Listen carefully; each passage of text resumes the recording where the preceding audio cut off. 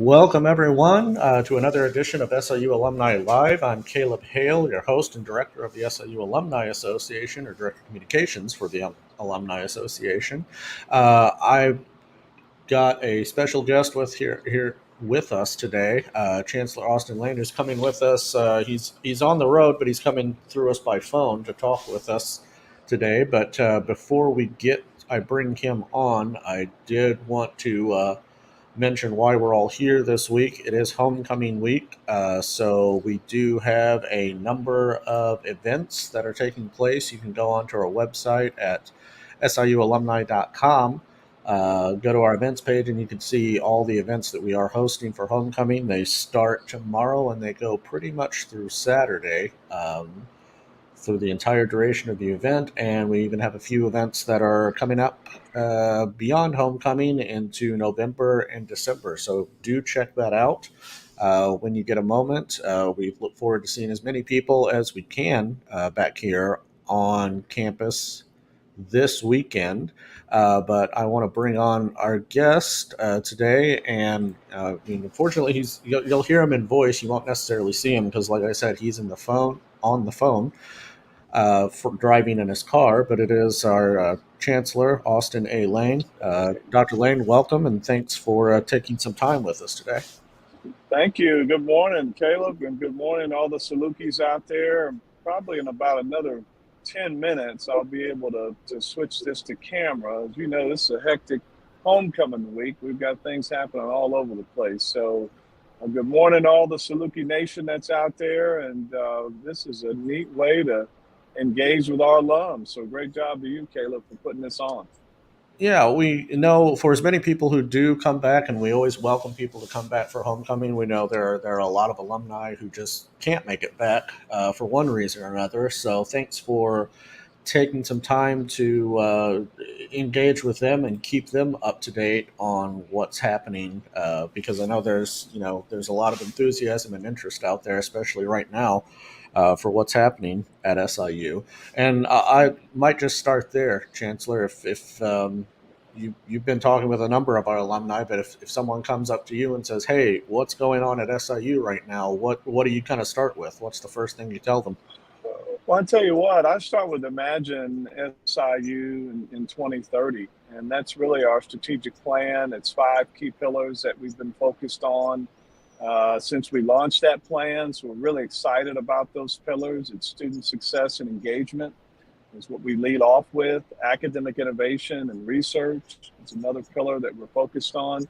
Diversity, equity, and inclusion, our branding, our marketing, and our partnerships. And then last but not least, sustainability. And so if you want to know anything about your alma mater in terms of what we're focused on between now and 2030, it's those five key areas that really make up Imagine SIUC in 2030. And so just excited about the energy. I've been saying this, it seems like for the last couple of weeks here, that I usually start off my presentations with it's a great day to be a Saluki. It's a great week to be a Saluki, and it's a great year to be a Saluki. And so we've got a lot of exciting things that are happening on campus, and hopefully you can feel some of that. Hopefully you begin to feel some of that momentum. Jim Collins, they wrote the book Good to Great and talked about creating a flywheel effect, right? Where you actually start to turn and move and put things in motion. And I really feel like we're able to do that collectively with our faculty, our staff, our students, our alums, community members, a lot of partnerships that we've been forming. And so just a lot of excitement, and I hope the alums are proud of their alma mater and what's happening. And we look forward to welcoming them home. You're going to hear me say that a lot. Welcome home when I see you on campus this week, when I see you on Saturday at the football game, or right now when we see you online. It's just a welcome home message. Yeah, and Chancellor, you can't see it, but I've got it up on screen to the Imagine 2030 website that's out there. This is the webpage that kind of details the strategic plan. If you haven't read it, I encourage you to go read it. It's imagine2030.siu.edu. and it really does a great job of outlining what the strategic pillars are that we're following here right now, and you can read about each one of them as we go. But Chancellor, if someone says, well, we see a lot of strategic plans come out of the university. We've seen a lot come out of this university. What makes this one different? How is this one different, and how are we, how are we living it every day? Yeah, you know what's special about this plan is that it was not the chancellor's plan. And even in some of our videos, you hear me stress that. I spent the first year talking with faculty, staff, alums that are probably on this call, Caleb, that joined me in a lot of those virtual listening and learning sessions. Our students, our community members, all of those individuals gave me input about what they loved about SIU and quite frankly, what they didn't like. And we took all that information and formed those top five pillars. And the Imagine theme actually came from John Lennon. I was listening to John Lennon's Imagine song that came out in 1971. And I thought, you know what? When you're imagining, you're dreaming. When you're imagining, you're positive, you're optimistic, you're thinking about the future. And so that's why I wanted our at least our title. I guess I could just take the credit for the title only, but not the entire plan. It's our plan. It's the university's plan. And in order for us to achieve the goals in that plan, we all have to be working and moving in the same direction. And a lot of the accountability measures that makes this plan a little different is that we have targets, we have goals, we have how we're going to assess our effectiveness. So it's not just a glossy document or something we're putting on the web page. It's actually a document that has some accountability to it. So there are things we want to achieve and things that we want to actually accomplish. And so I think that's what makes the plan unique, is that it was more of a shared vision that came from our campus community and our alums and folks that out there that love the university. And then we've got some accountability built in, as I mentioned earlier. So that's I think what's unique. Our last strategic plan was back in 2014. And, so that's a long time to not have a strategic plan. And so this plan obviously takes us out for the next, believe it or not, be 2023 here in just a moment. So really the next 7 years, which we all know will be here tomorrow. So, that's what's refreshing, is that it's right here in front of us. It gives us an opportunity to hit some key targets. One of the targets in there you'll notice is reaching 15,000 students by Right. 2030. And so really just things that we think are attainable, but we have some stretch goals in there too. There's some things that we may believe are totally impossible to do, but we're stretching to see if we can actually hit those marks as well. So a lot of energy in that plan and a lot of focus. Yeah, I was going to ask about the 15,000 students, because up on the webpage, that's the image they see right there. Imagine 15,000 students, and that goal really is to hit a student population of 15,000 by 2030. Now, you hear from alumni, and I know you've heard this as well, particularly who were here during the days where we had 23, 25,000 students on here. All the time they're asking you, they're asking us, well, when can we, or why can't we get back to those particular days? And I'd like, if you could, maybe articulate a little bit about, why 15,000 students? Why is that the attainable goal here? Yeah, when you start to look at your strategic enrollment management data across the state, I'll give you an example. I was on a call with the IBHE, that's the Illinois Board of Higher Education, earlier this week, and the whole state of Illinois enrollment has declined by almost close to 2%. So when you start looking at universities across our state, there's not many, with the exception of maybe one, that's actually moving at a pace that would get them anywhere close to, the numbers that they're probably trying to achieve. So when we look at our data and we look at the state population of college going students today, and it's totally different than what it was 15 to 20 years ago, which is why we had 20 some odd thousand students, that college going population has declined. There are a lot of students that are opting to go to work. There's a lot of students that are opting to go to community colleges, which is why we formed some Saluki Step Ahead partnerships to tap into some of that transfer population. But realistically, we're at 11,000 plus students now. We have about 3,800 more students to go to get to that 15,000. And that's going to be our mark. And a lot of that is not only students from the state of Illinois, but we're targeting students outside of the state because of the state's population. So, when you look at that number, we've got to have some realistic expectations in terms of what we hope to grow to in the future. Doesn't mean if we exceed 15,000 in the next couple of years, that'd be tremendous. But there are some ways in which we have to be realistic and focus on the number that we want to achieve in order for us to reach that goal. And we'll continue to push the envelope and try and go even higher. I'll give an example. Our growth is probably going to come from non-traditional students. We obviously have a healthy traditional age student population, but we've got to tap into non-traditional students. There's thousands of students that started years ago and never finished.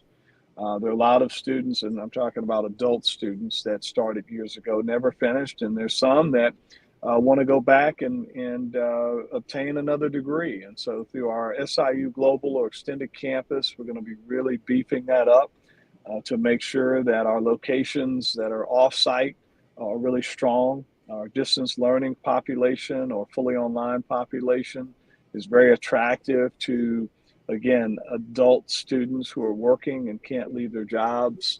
I mentioned earlier our Saluki Step Ahead. That's an amazing program. Just to give you a snapshot of what it is, it's our partnership with community colleges where students start their first 2 years at a community college, let's say at Harper, which is one of the schools we have an agreement with, or the College of DuPage. We just signed a deal with College of DuPage, which is the largest community college in our state and the second largest institution of higher education in our state. And those students who are in those areas finish their first 2 years at, let's say, Harper or College of DuPage, and they finish their second 2 years with us at a distance. So they never have to come to Carbondale. They can actually stay and not have to uproot from where they live and from their jobs or from their families and still receive our degree at a distance. And so, and at a very good cost, by the way, because we do add an incentive of $4,000 discount in the junior year, $4,000 discount in the senior year. And it really helps students get to the finish line financially, and it's accessible in getting a quality degree from SIU Carbondale. So, our alums that are out there now continue to recruit for us, continue to help sing the praises of the university and what it's done for you in your career. Our local population that is close by, we red carpeted that state regional area, the Southern Illinois region. We're up 2.5% right now. So we dispelled the myth about students who locally didn't want to stay home. They're staying home, right? Our enrollment clearly shows that we've turned the tide on that. So right. As I mentioned, we're up 2.5% for students in the region. We've increased that number. Our freshman class is up 7%, which is the largest it's been, since probably 2002 or 2003. So think about that. We've got the largest freshman class that we've had here in several years. Our overall enrollment, we stopped the double-digit declines. Over the last few years, we were declining in double digits. Right now, we're barely 1%. And that's for us, that's a flat. When we look at it financially from a budget perspective, we've got to be at least 11,000 students to operate the way that we want to operate. And obviously, we want to do more than that. But those are just some key statistics that I think help tell a different story than we've been able to tell over the last couple of years. It seems to me that when you talk about non-traditional versus traditional students, it almost seems as if those distinctions are going to leave our vernacular over the next decade or so, because I don't know that the activities we associate with traditional students, there you are. There I am. I made it. I can take my seatbelt off. That the activities we associate with traditional students non-traditional students might become more the norm than what we see. That there is there's really no clear-cut path or tradition or practice that people use to pursue higher education. So I think this plan, the one thing that this plan does is kind of meet them where they are. It readies SIU to be there as an option for them when they're ready to take that next step. That's the idea. And as you know, we're still 4 hours or 3 hours from a lot of some of the larger cities. And if you look at our enrollment numbers, we're still pretty much 70, 80 some odd percent of our students are coming from that Cook County area and some of the outside areas. So again, the strategy was to protect the home front in the Southern Illinois region. We're able to do that now. And then go after students outside of our region and most importantly, outside of our state. We did sign an agreement, Caleb, a couple of weeks ago with actually a month ago now with Lone Star College in one of my states that I came from in Texas. Lone Star College is the largest community college system in the country next to Miami-Dade and some of the other ones there. Over 100,000 students. We have access now. They gave us access to about 60, 70,000 of their students. That again, we want to tap into. These are transfer students that are interested in our programs that we have within the Saluki Step Ahead. So if you go online, you'll be able to see those programs that we have. And again, we want you to help us market those programs. We want you to help us spread the word about those programs because we think they're very attractive to transfer students and obviously non-traditional students as well. Let's talk a little bit about how we're building excitement among alumni with these takeover tours. We've done two in Chicago, maybe a couple in the St. Louis area so far. What are these about? Because our last one in Chicago that ended with quite a bang with a win over Northwestern. So that was a great coda to the whole experience. But what are these about? You know, I'll be very honest. Um, these Saluki takeovers are really a disguise for us saying that we're back. For a while, we were not across the state and touting how great we were at the university, not having a hubris mentality, but really wanting to showcase how great this institution is. So you hear Matt Kupek say, and I love when he says it, it's us putting our flag in the ground. You remember that on the video, Caleb? I You do. hear Matt Kupek saying that. Well, that was 2 years ago. I kept saying, we have to make sure people around this state know who we are, right? Or we need to remind them who we are and not have them write us off, right? We're Salukis. We've got a great university, a great history in this state. And some of that was us kind of poking a few people across the state. We put up billboards right next to other universities, right in their backyard, to show them that we're here and to show students that may be exiting off that, you've got other options and we're definitely a good one.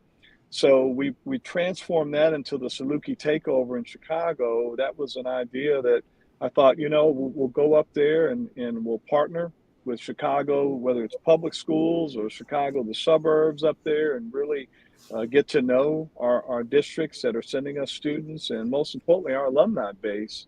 One of the largest alumni bases is right there in Chicago, so it was kind of a no-brainer.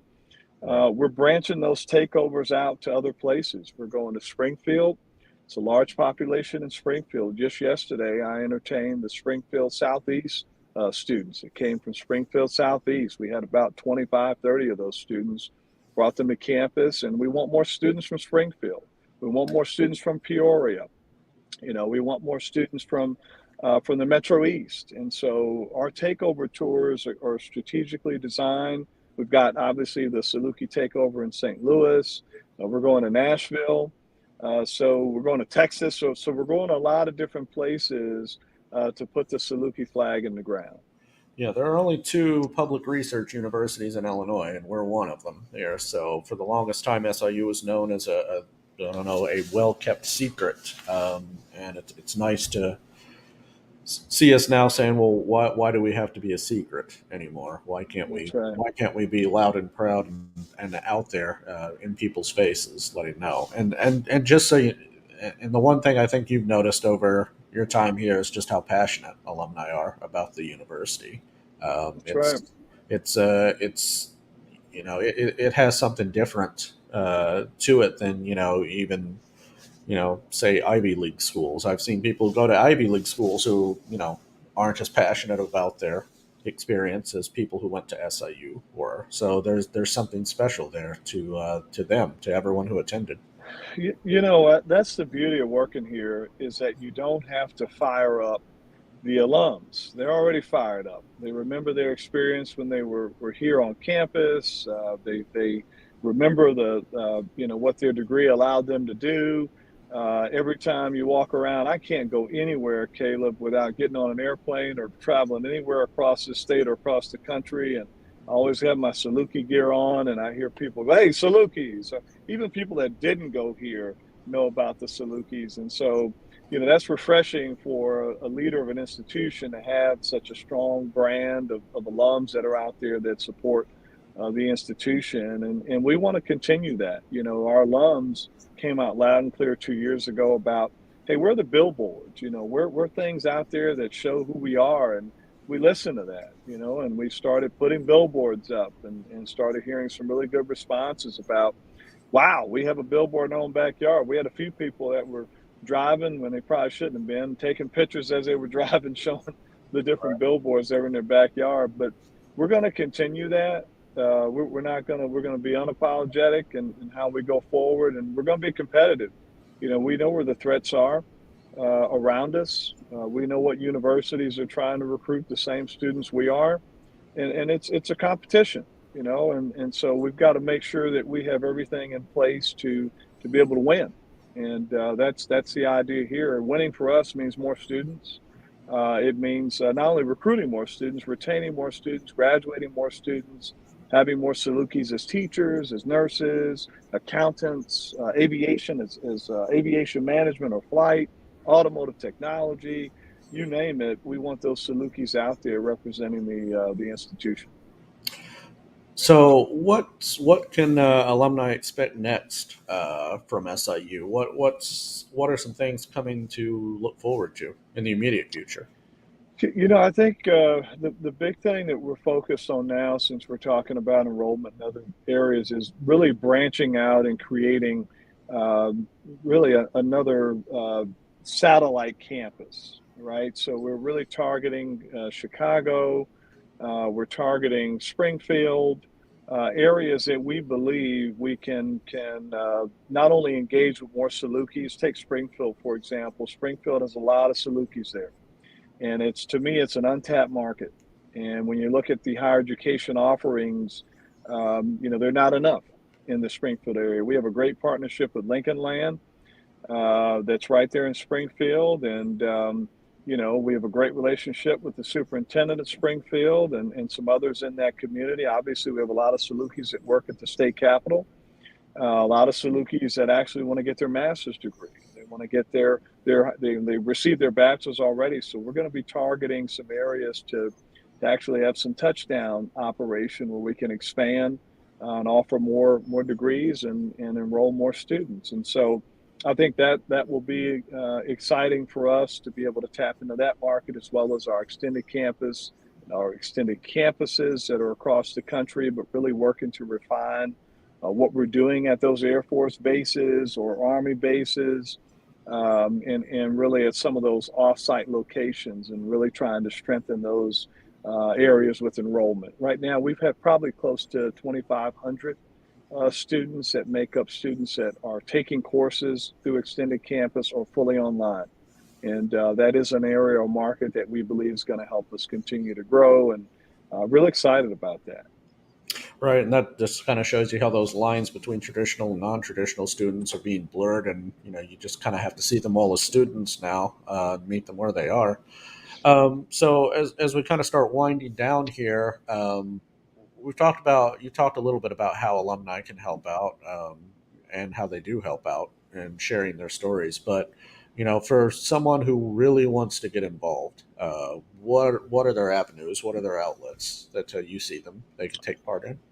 Yeah, the biggest way I think to get involved, and we have a few that are doing this, quite a few that are doing this already, reconnect back with your school, right? So if you're an automotive technology major or aviation major, uh, approach our deans and ask us directly how you can be involved in the advisory committees, right? How you can actually connect in or reconnect in with your college or school. And I know we've changed a few things up, but we'll get you in the right place. But really, that's the best way to reconnect. And here's why we want you to do that. You have the magic formula, right? You already are out in the industry, you're working, you can impart knowledge on our students, you can help provide internships for our students to get those jobs that you've had over the years and direct them in areas that's going to help them prosper. When I talk to parents, that's the first thing they want to know is if my student comes here, are they going to get a job? And so I have to be able to really show them the data on what it means for your student to be an accounting major and them going to work at KPMG. You know, I've got to be able to show that, right? And so the more we can connect in with the alums that are teachers and doctors or lawyers or accountants or whatever major they had when they were here, it just helps us attract more Salukis. So that's probably the best way to get involved. When we go to our Saluki takeovers that are in your city, join us, right? Because that's our way to highlight you. It's our way to re-engage with you. That's the biggest piece. And the final thing I'll give you is going to happen in April. It's April 22nd. We're inviting all of you, and we'll do this. We'll alternate this every year. But we're going to have our first university gala. It's called the Saluki Ball. And save the date. It's April 22nd. If I had that date wrong, I'll make sure I correct it. But I think it's April I believe that's 22nd, a Saturday. yeah. And we invite you to come and whether you're in your gala gown or your black tie or cowboy boots and a cowboy hat, doesn't matter to us. As long as you get there, that's fine. But it's going to be our way. It's a gala for students. It's a gala for the university to showcase what's happening and what's going on here.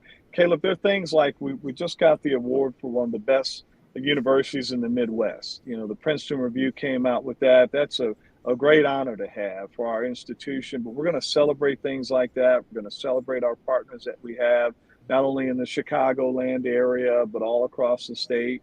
And then we'll alternate that. Next year in 2024, we'll have it back a little further south in our region. And so we'll continue to go back and forth. But that's a great way to re-engage with the university. And then most importantly, this Saturday, we're looking forward to seeing all the Saluki Nation come down to Carbondale and really have a great time at our tailgates, the different events that we have to really hopefully re-engage and welcome you home. Right, and do support the football team. They're on a hot streak on a roll right they now. are. A hot streak that started at Northwestern. That was That's right. like I said, that was a really good ending to that That was game. amazing. I That was saw amazing, wasn't it? I saw a lot of I don't want to say it was admiration on the Northwestern people's faces exiting that stadium, but it was something. They looked a little shell shocked by the experience. So They were really shell shocked, and I tell you how winning a game. Some people think, oh, it's just a game. What's the big deal? After that game, when you look at our applications, right? You look at the amount of applications that go up. When you look at the amount of hits we get on social media, right? That game means that much, right? To the enrollment of the university, to the exposure of the university, to just the, as you said, Caleb, just the feel good of the university to go up to have a full Saluki takeover week and end it with a win against Northwestern, where, by the way, sits right in the middle of where our largest alumni base is and where we get a lot of our students from. That's how you take a city over. right. And we did it. You know, the team did a great job. Coach Hill did a great job. And so they're still on a roll. We got to beat Western. You know, we can't Right. start looking forward to the Dakota schools. We got to beat Western coming up here this Saturday. And so no predictions, but I do know I made a prediction on Northwestern, and luckily it worked. But I'm not going to make any predictions. I told Coach Hill I won't make any more predictions. I'll let him play. I can almost assure you there were many Big Ten fans Googling that week after who are the Salukis. Oh yeah, yeah, oh yeah. They didn't know what hit them, and then they got curious after that. So oh yeah. Well, Chancellor, any final thoughts or anything before we let you go for the day? No, best week of the year. Next to commencement, look forward to having all of our alums back home. I hope you're proud of your alma mater. Unfortunately, I didn't have the fortune and ability to go here, but I know the folks that went here love it, and I love it just like I went here. And I want to preserve and protect all the things we have going on. So, welcome home. I hope you're engaged. If you are unable to get here, I just have one request. Wear your Saluki maroon wherever you are. So wherever you are, wear that Saluki maroon on starting on Friday for Maroon Day. Do it on Saturday all the way through Sunday. You'd be surprised if you're in Chicago, Atlanta, New Jersey, California. You'll be surprised. You'll have someone come right up to you as you're wearing that gear and saying, "Hey, SIU Carbondale, Salukis. I know where that is, and know I have some people that went there. So you'll be surprised. You'll become our recruiter, right when you're at the counter of Lowe's or Home Depot or out shopping or doing whatever you're doing on that Friday, Saturday, or Sunday. So, on that note, Caleb, thanks so much, and go Dogs. All right. Thank you very much. And everyone, have a good homecoming week.